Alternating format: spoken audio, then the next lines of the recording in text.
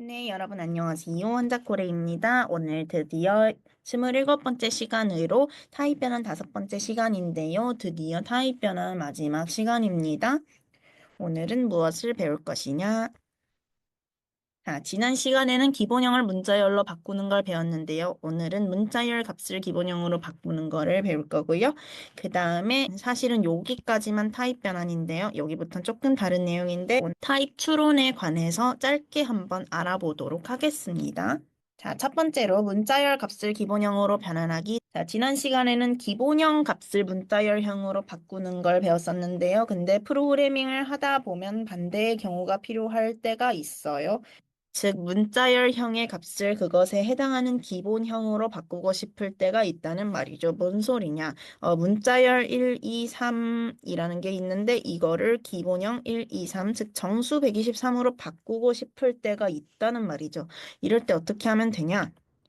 자료형 점 펄스 자료형 괄호를 써주고 이 괄호 안에 바꾸고 싶은 값을 넣어주면 돼요. 뭔 소리냐? 차근차근 설명해 드릴게요. 이때 여기 자료형, 이 자료형은 바꾼 후 결과 자료형을 써주면 되는데요. 한글로 자료형을 쓰라는 게 아니라 바꾼 후 자료형을 써달라는 거예요. 그러니까 바꾸고 싶은 목적지 자료형을 여기다가 자료형이라고 쓴 이 자리에다 써주면 되는데 근데 일반적으로 자료형을 쓸 때랑은 달리 앞글자를 대문자로 써줘야 해요. 우리가 뭐 변수 선언할 때 더블 타입 변수 선언한다 하면은 요렇게 앞에 D를 소문자로 쓰잖아요. 이때는 앞에 D를 대문자로 써줘야 돼요. 요런 식으로 말이죠. 예를 들어서 문자열 3.14 이거는 문자열이에요. 숫자가 아니고 소수가 아니고 이거를 더블형의 소수로 바꾸고 싶으면 더블 점 parse 더블 괄호 열고 안에다가 바꾸고 싶은 값 써주면 돼요. D 다 대문자로 쓰죠. 이거는 결과가 더블 타입의 값 3.14예요. 그리고 또 하나 인트 타입으로 바꾸고 싶을 때는 예외적으로 어 인트 parse 인트 요게 아니라 인테저 풀네임을 써줘야 돼요. 앞에는 parse, 뒤에는 그냥 int만 쓰면 되고요. 요렇게 써줘야 한다. 예를 들어서 아까 얘기했던 것처럼 문자열 1, 2, 3을 정수 123으로 바꾸고 싶으면 integer parse int 하고 괄호 열고 1, 2, 3 이렇게 써주면 이게 결과가 정수 123으로 나온다 이거죠. 조금 정신없으니까 지우고. 이게 왜 이렇게 되느냐에 관한 자세한 설명은 나중에 클래스, 객체, 메서드 이런 거 배우시면 자연스럽게 왜 그런지 알게 되실 거고요. 지금은 일단 문자열 값을 기본형으로 바꾸려면 이렇게 해야 되더라라는 것만 아시면 됩니다. 자, 물론 불리언 타입으로도 바꿀 수가 있어요. 문자열 TRUE 이건 불리언 값 true가 아니고요. TRUE라는 문자열이에요. 이거를 불리언 타입으로 바꾸고 싶으면은 불리안 점 parse 불리안 다 쓰진 않을게요. 하고 괄호 열고 요렇게 써주면 돼요. 혹은 false도 마찬가지예요. false. 문자열 FALSE를 불리한 타입의 값으로 바꾸고 싶으면 이렇게 요 자리에다가 true 대신에 false 넣어주면 되는 거죠. 그 외에도 뭐 long false long 뭐 아니면은 false float 이런 것들도 있어요. 롱 값으로 플롯 값으로 바꾸고 싶으면 이런 것들을 써주면 됩니다. 이렇게 자료형 false 자료형을 써주면 문자열을 기본형으로 바꿀 수가 있어요. 다만 한 가지 주의할 점이 있는데요. 괄호 안에 들어간 값이 제시된 자료형으로 해석이 가능할 때만 정상적으로 작동을 합니다. 예를 들어서 integer parse 인트 하고 괄호 열고 가나다 이런 거 쓰면 안 돼요. 가나다 이런 거 쓰면은 이게 인트 타입으로 해석이 돼서 변환이 되는 게 아니라 대신 에러가 나죠. 왜냐하면 가나다는 정수로 해석을 할 수 없기 때문이에요. 여기 들어가는 거니까 무조건 정수로 해석이 가능한 거여야 해요. 그러니까 음, 세 개 이런 식으로 문자랑 숫자 섞어 써도 안 되죠. 세 개라는 문자열은 정수로 그 자체로 해석을 할 수가 없으니까요. 그러니까 이 자료형 점 펄스 자료형 이걸 쓸 때는 꼭 제시된 자료형에 맞는 올바른 값을 넣어줘야 해요. 괄호 안에다가. 그러니까 더블 점 펄스 더블을 쓰고 싶으면 이 안에 더블로 해석될 수 있는 값을 넣고 롱 점 펄스 롱을 쓰고 싶으면 이 안에 롱으로 해석될 수 있는 값을 넣어야 한다 이 뜻입니다. 자, 이거 이클립스에서 보여드릴게요. 자, 스트링 s는 1, 2, 3 해볼게요. 이거를 인트 타입에다가 그냥 못 넣어요. 이렇게 넣으면 에러 나죠. 그 어디서 많이 보던 에러 타입 미스매치가 나요. 그럼 어떻게 해야 되느냐? 이럴 때는 캐스팅 같은 거 써도 안 돼요. 캐스팅을 써도 에러가 안 없어지고 cannot cast from string to int라고 나오죠. 이렇게는 못 하고요. 대신 integer parse int S 하고 이렇게 써줘야 돼요. 그러면은 이것 자체의 값이 정수 123이거든요. 그러니까 int 타입 변수에다 이렇게 대입을 할 수 있어요. 이 자체 값이 1, 2, 3이기 때문에 그러면은 이제는 오류가 안 나죠. I 한번 출력을 해보면 정수 123이 나와요. 요렇게. 자, 이것도 마찬가지. 여기다가 true 하고 여기다가 true하고 불리한 b는 불리한 점 parse 불리 뭐 b 이렇게 하면 마찬가지로 값이 true로 나온다. 이 집 문자열인지 불리한 값인지 눈으로만 봐서는 잘 구별이 안 되긴 하는데 이거는 불리한 값이에요. 불리한 변수에 오류 없이 들어갈 수 있다는 건 불리한 값이거나 알아서 불리한으로 변환돼서 들어갔다 이 뜻이죠. 자, 근데 만약에 아까처럼 이렇게 해석될 수 없는 값을 괄호에 넣으면 어떻게 될까? 인트처럼 다시 얘 들어볼게요. int i는 integer 점 parse int i 이거는 지금 문자열 true 자체는 정수로 해석을 할 수 없는 값이에요. 그걸 지금 넣었어요. 자, 그럼 이걸 실행하면 어떻게 되느냐? 뭔가 빨간 글씨로 뭔가 잔뜩 떴죠. 결과가 나온 게 아니라 이거를 런타임 에러라고 불러요. 우리가 보통 이렇게 잘못 썼을 때 나오는 이 빨간색 줄은 실행 전까지 컴파일러가 잘못됐다, 오류다라는 걸 알 수 있는 거예요. 이거를 컴파일 오류라고 해요. 번역 단계에서 오류가 난 거죠. 컴파일은 번역이라고 말씀드렸어요. 인간이 알아볼 수 있는 언어로 쓴 걸 JVM이 알아들을 수 있는 언어로 번역하는 게 컴파일이라고 계속 말씀드렸죠.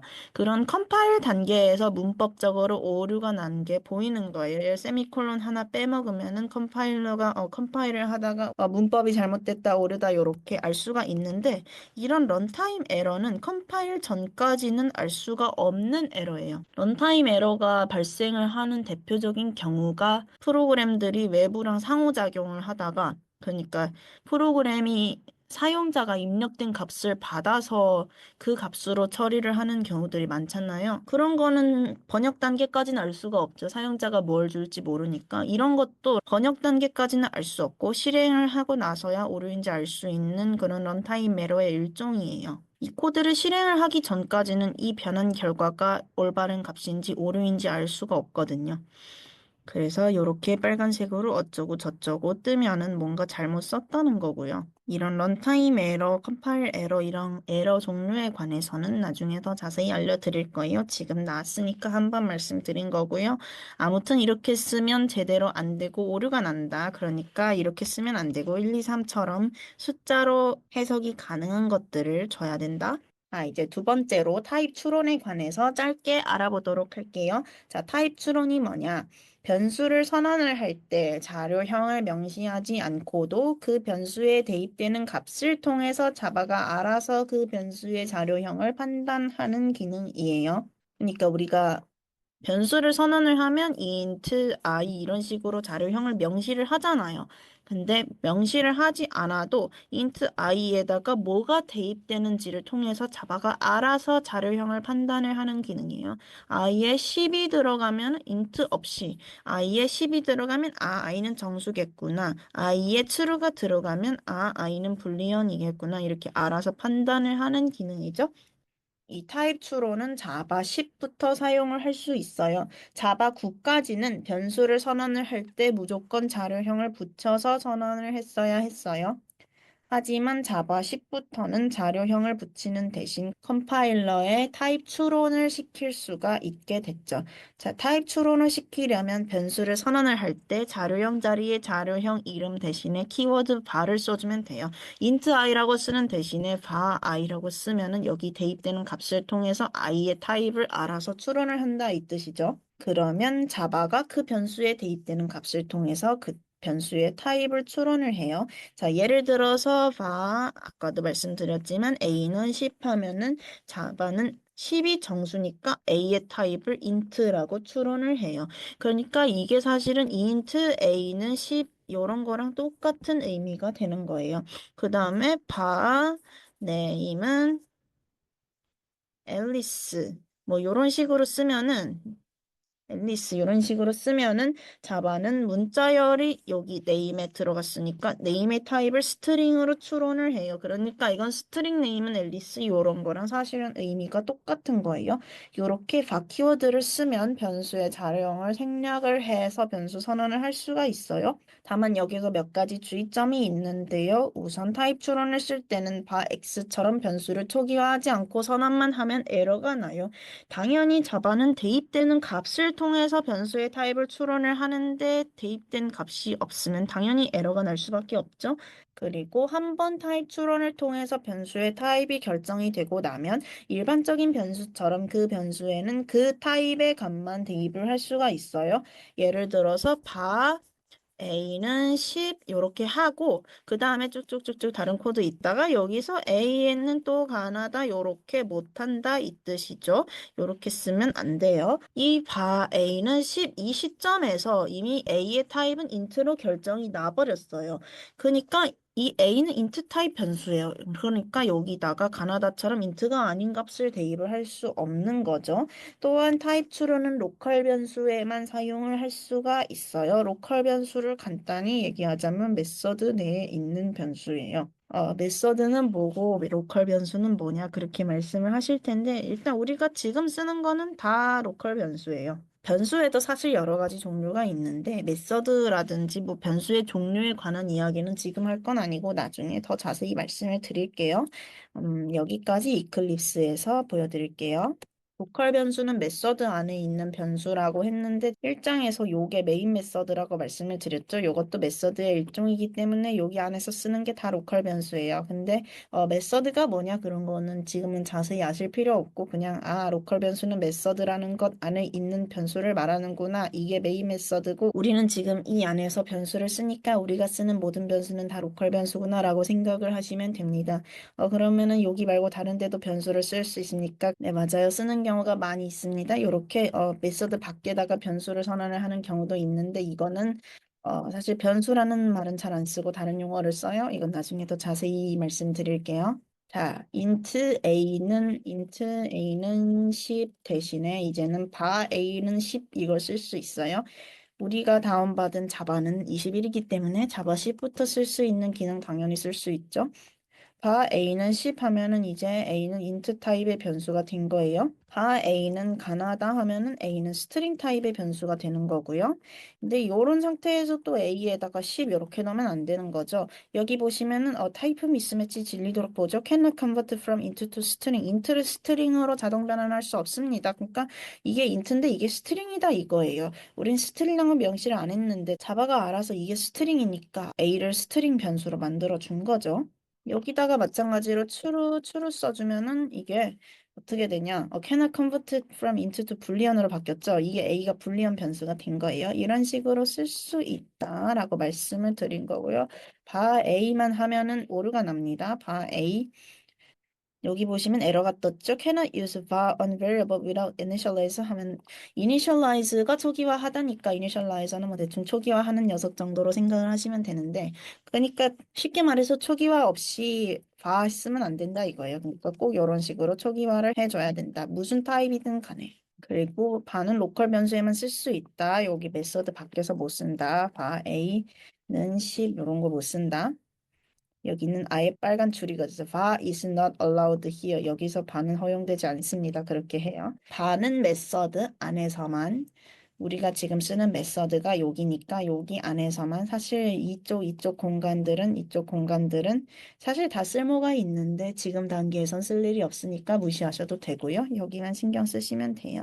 자, 복습 한번 해보도록 할게요. 문자열 값을 기본형으로 바꾸려면 자료형 점 parse 자료형을 써주고 괄호 안에 바꾸고 싶은 값을 넣어주면 된다라고 말씀드렸죠. 이때 자료형은 앞 글자를 대문자로 써줘야 하고 여기 앞에 대해서는 int를 쓰고 싶으면 int만 쓰는 게 아니라 integer라고 풀네임을 써줘야 한다라고 했어요. 이 뒤에는 int라고 세 글자만 써주면 되고요. 예를 들어서 문자열 3.14를 더블형의 소수 3.14로 바꾸고 싶으면 더블점 parse 더블 3.14를 해주면 된다. 이거는 물론 괄호 안에 들어간 값이 제시된 자료형으로 해석이 가능할 때만 정상적으로 작동한다. 아니면은 실행을 하면 뭔가 무섭게 생긴 빨간 글씨들이 나타난다. 그걸 런타임 에러라고 한다. 라고 말씀드렸고요. 자, 두 번째로 타입 추론에 관해 알아보았는데요. 타입 추론이 뭐냐? 변수를 선언을 할 때 자료형을 명시하지 않고 대입되는 값을 통해서 자바가 자료형을 추론을 하게 하는 기능이다. 자바 10부터 사용을 할 수 있고요. 어떻게 사용하느냐? 변수를 선언을 할 때 자료형 이름 쓰는 자리에 자료형 이름 대신에 키워드 바를 써주면 된다. 즉, 바 i는 10 하면은 i는 인테저 타입이 되는 거고 바 i는 가, 나 이런 식으로 쓰면은 i는 스트링 타입이 되는 거다. 자, 여기 또 몇 가지 주의점이 있었는데요. 반드시 선언과 초기화를 함께 해줘야 한다. 선언만 달랑 해버리면은 타입을 추론할 근거가 없기 때문에 에러가 나고요. 그리고 로컬 변수에서만 사용할 수 있다. 메서드 안에 있는 변수에서만 사용할 수 있다. 그리고 한 번 타입 추론을 통해서 변수의 타입이 결정이 되고 나면 그 변수에는 그 타입의 값만 대입을 할 수가 있어요. i는 10 하고 요 뒤에다가 뜨뜨뜨 하고 i에다가 그 다음에 인트가 아닌 값을 못 넣는다고 말씀드렸죠? 왜냐하면 i는 이 시점에서 이미 인트 타입으로 결정이 나버렸기 때문이죠. 자, 여기까지 해서 장장 5시간에 걸친 타입 변환에 관한 내용을 모두 끝마쳤고요. 타입 추론까지 알아봤습니다. 자, 다음 시간에는 새로운 주제로 찾아뵙도록 하겠습니다. 여기까지 들어주셔서 감사합니다.